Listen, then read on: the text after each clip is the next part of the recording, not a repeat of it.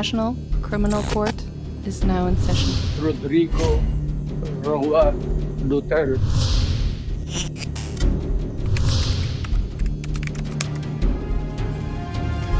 Nakalabas na sa ospital ng International Criminal Court si dating Pangulong Rodrigo Duterte ayon sa anak niyang si Vice President Sara Duterte.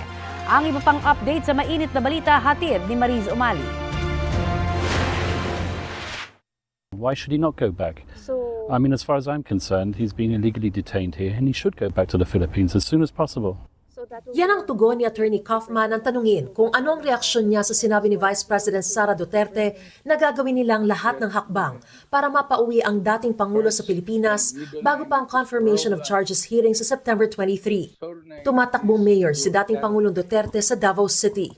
As a resident of Davao City, gusto ko talaga i-demand na, kasi boboto ko sa kanya, and paniwala ko naman mananalo talaga siya kasi base sa mga surveys namin, napakalayo niya doon sa kalaban niya. No? Gusto ko din talaga i-demand na nandun yung mayor namin, nagtatrabaho para sa syudad. Nang tanungin namin si Vice President Sara kung paano ito gagawin gayong nakakulong ang ama. Dapat we exhaust all means possible. Whether it is written in law or it is not written in law, except anything illegal. Sabi ko nga, nothing illegal. Walang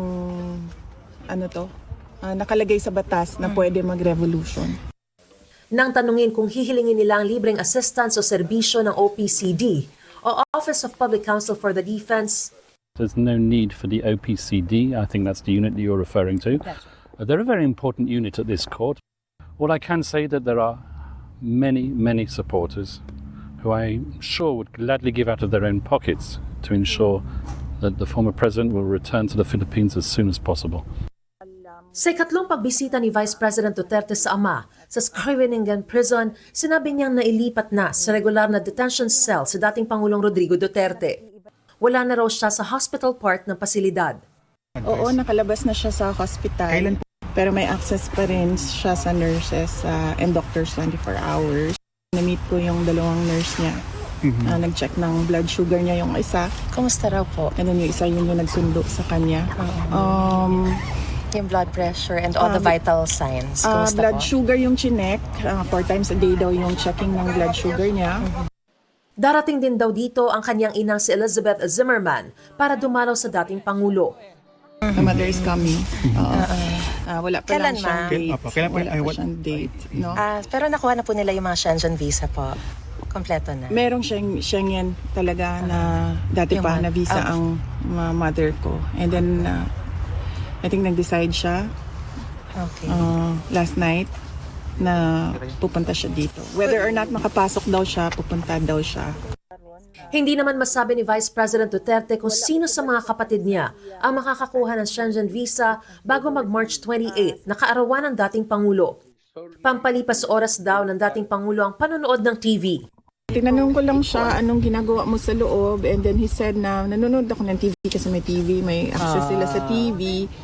Nag-request siya ng dental floss. Sorry, ma'am. Sorry. So, sabi ko doon sa nurse, paano kami makabigay ng dental floss sa kanya. So apparently merong tindahan doon sa loob na pwede silang bumili, i-charge lang sa account nila. So isa yun sa mga kailangan ko asikasuhin. Sabi yung guard na he's a nice man. Sabi ko, he's more than nice. He's a very good man.